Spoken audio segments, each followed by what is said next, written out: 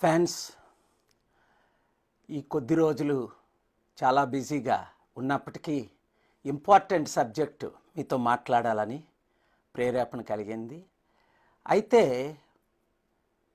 మీ ప్రార్థనలు బట్టి holding China accountability దాదాపు ఇప్పుడు 60 దేశాలు చైనా డెట్ ఫర్గివ్ చేయమని మన కాల్ని హీట్ చేశారు.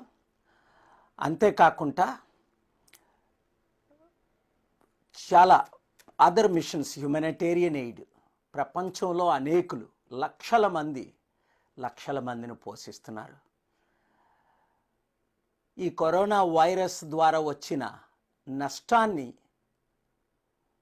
ఆ బాధలను, ఆ కష్టాల్ని దేవుడు వైపు మళ్లించడానికి దేవుడు మనలందరినీ వాడుకుంటున్నాడు. అయితే 2 days బ్యాక్ నాథురామ్ గాడ్సే పుట్టినరోజు మే 19ని.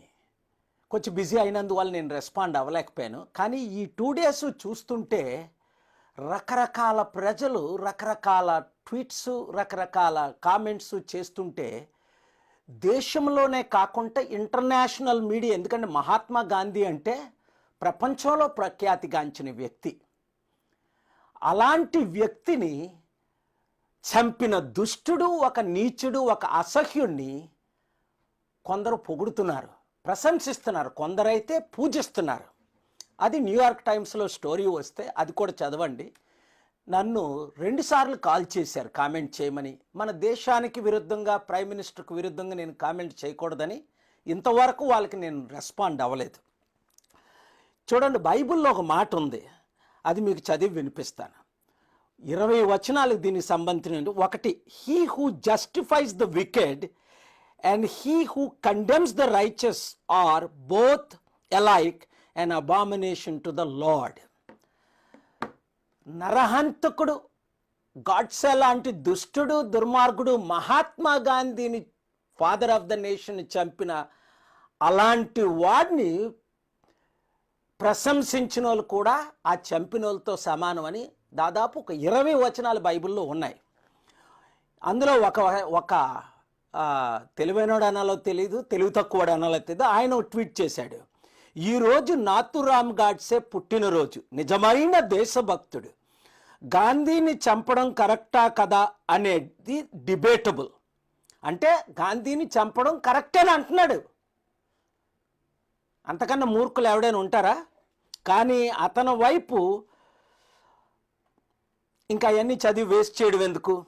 మరొకసారి అంటాడు, కానీ నాథురామ్ దేశభక్తిని శంకించలేము, ఆయన ఒక నిజమైన దేశభక్తుడు. ఆయన పుట్టినరోజు సందర్భంగా ఆయనను ఒకసారి గుర్తు చేసుకొని వలసి వచ్చింది. పాపం Nathuram Godse, may his soul rest in peace. నరహంతకులు శాంతి ఉండదయా? దుష్టులకి, నరహంతకులకి బైబిల్ చదవండి, ఇంకా ఇతర గ్రంథాలు కూడా చదవండి, ఖురాన్ చదవండి, ఇంకా హిందూ శాస్త్రాలు చదవండి. దుష్టుల్ని ప్రమోట్ చేసింది ఒక దుష్టుడు, నీచుడు, అసహ్యుడే తప్ప మంచి వాళ్ళు ఎవరు దీన్ని ప్రమోట్ చేయరు. మరి వీళ్ళకి ఏం పట్టుకుందో? డబ్బు కొరకు చేస్తున్నారా? పదవి కొరకు చేస్తున్నారా? ఎందుకంటే ఒక ఆయన, ఈ ముగ్గురు అన్నదమ్ములు కంటెస్ట్ చేశారు. 2009లో అన్నయ్యను చిత్తుగా ఓడించారు ఆయన ఊరిలోనే. మరలా ఈ మధ్యన 2019లో ఇద్దరు అన్నదమ్ములు కంటెస్ట్ చేస్తే వాళ్ళని ఓడించారు చిత్తుగాన, వాళ్ళ పుట్టినూరులో. నేను అక్కడికి వెళ్ళాను కంటెస్ట్ చేద్దామని. ఇంతకుముందు 2 సార్లు బాలయోగ్ గారు పిలిచినప్పుడు, తుఫాన్ వచ్చినప్పుడు వెళ్ళాను, హెలికాప్టర్లో టూర్ చేశాను. కొన్ని 100 కోట్లు సహాయం చేశాం. ఆ తర్వాత మహాసభ పెట్టాం. 5 లక్షలు 10 లక్షల మంది అమలాపురం గ్రౌండ్స్లో, ఈ నరసాపురంలో వచ్చారు. ఆ తర్వాత ఎలక్షన్లు కంటెస్ట్ చేద్దామని నేను ప్రయత్నించాను. మదర్కు ఒంట్లో బాగాలేదు. నేను 1 వీకే గడిపాను. 1 వీక్లో ఎవరు ఎలక్షన్లు గెలిచారు కదా.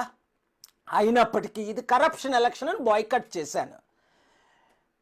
వీలైతే 10 సంవత్సరాల నుంచి కంటెస్ట్ చేస్తున్నారు, కానీ ఎవరు వీళ్ళని గెలిపించట్లేదు. కారణం ఏంటి?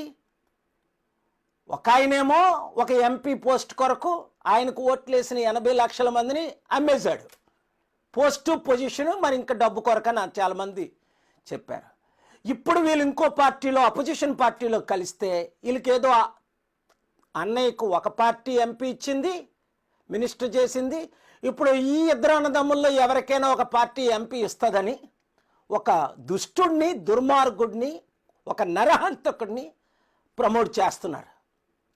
నిజమైన దేశభక్తుడా గాడ్సే? అంతకంటే నీచులు ఉంటారా? ఫాదర్ ఆఫ్ దని ఎందుకు చంపారు డిబేటబులా? నరహత్య చేయకూడదని బైబిల్లో ఉంది. అందుకనే మన భారతదేశంలో నరహత్య చేసిన వాళ్ళు కూడా రోడ్ల మీద తిరుగుతున్నారు. మంచి వాళ్ళని నరహంతకులుగా చూపిస్తున్నారు.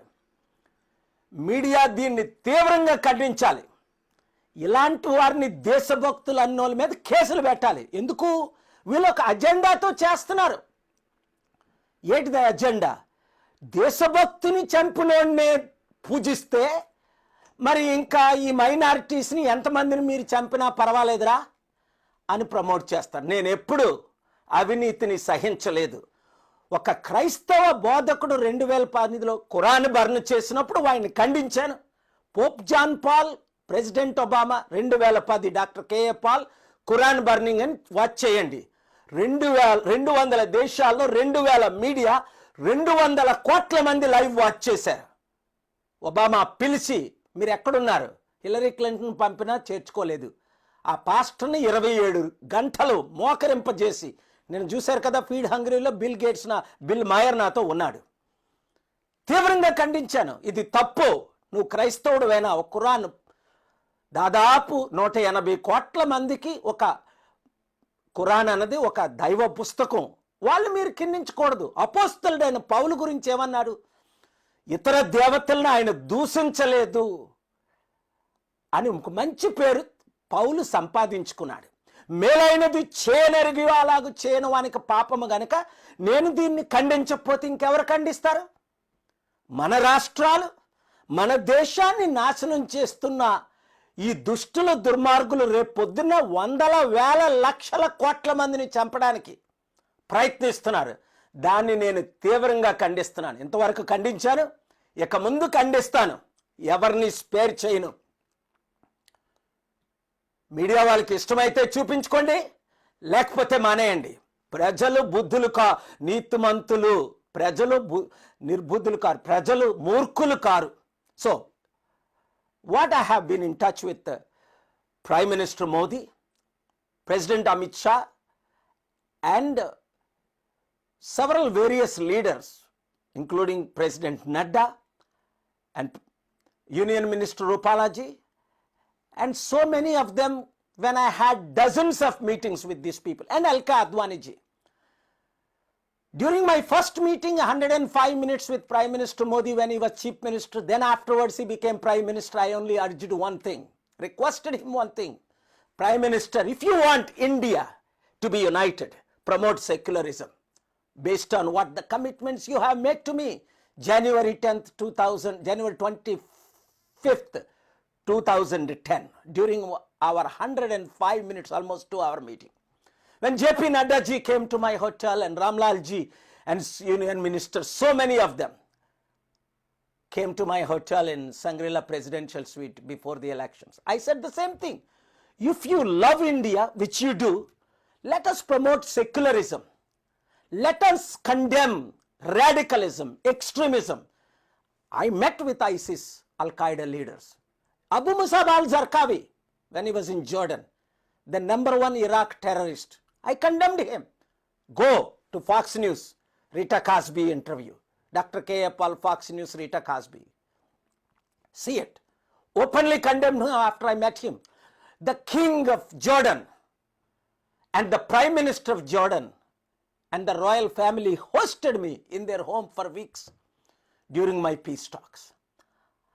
Whether it is Al-Qaeda, ISIS in the extreme Muslims, or radical Hindus or radical Christians, must be punished, must be condemned, should never be worshipped and promoted. So therefore, if we want the nation of India to become superpower, we must promote secularism globally. See the New York Times story, heartbreaking.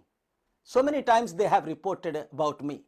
They've called me twice, but I did not respond because I didn't want to speak against Prime Minister Modi or against our great country. I avoided. But it breaks my heart when I see my country that I worked hard for last 31 years to promote globally with hundreds of presidents and prime ministers and members of Congress and senators.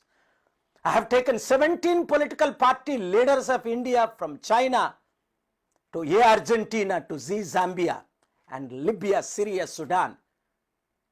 All these videos are there when you search. Because I love my country, I'm still proud Indian. I'm not ashamed of my country. I cannot tolerate when my country is being destroyed by the extremist agenda, whom I call them terrorists. It doesn't matter which religion you belong to. If you are promoting extremist agenda, you are a terrorist. You are a radical. And you are the enemy of the nation, an enemy of the world, an enemy of the freedom, enemy of the religion, enemy of the democracy itself. The fabric of the central piece of our nation is democracy, secularism. India should never be turned into an extremist nation under one agenda of any kind. So therefore, I'm asking you all, let's pray for our nation, India, because 200 countries are reporting bad recently. And it's damaging Prime Minister Modi's. Read that story. New York Times, Wall Street Journal and Washington Post are reporting bad about our country and about RSS, about Hindu extremism. So many RSS leaders are my friends. They came to my hotel. Greatly respected leaders, except the number one leader. Many RSS powerful leaders in the number 2, number 3, number 4 came to my hotels dozens of times. I met with them in the last 5 years, including last year. So it breaks my heart when our interest is not the nation, when our interest becomes selfish, whether it is for political reason or financial reason. People, watch carefully. We will not allow our nation to be turned into a radical state. We will keep it as a democracy, and we will fight for democracy, especially recent rulings, even one Supreme Court ruling about the temple and masjid. So many media have called me. I have not commented because I know I don't want to go against Supreme Court ruling. But the judges have to be careful. Whether it is Supreme Court judges or High Court judges, must be very careful when you make a ruling with social media. 235 countries and leaders are waiting and watching. We have a chance to make India the superpower. China is doing in a wrong way, but they have reached almost equal to America in so many ways in economy. That is why I'm holding China accountable, and you are supporting and signing. Let's pray to God Almighty that we, Hindus, Muslims, Christians and Catholics, Buddhists and Baptists, Jains and Sikhs, we all, like I always do seminars and summits in our charity city, the Pope of Hinduism came. And so many other Hindu, Muslim, Christian, Jewish leaders have come to our summits in Delhi, India and New York, everywhere. Let us save our nation. God bless you. Thank you very much.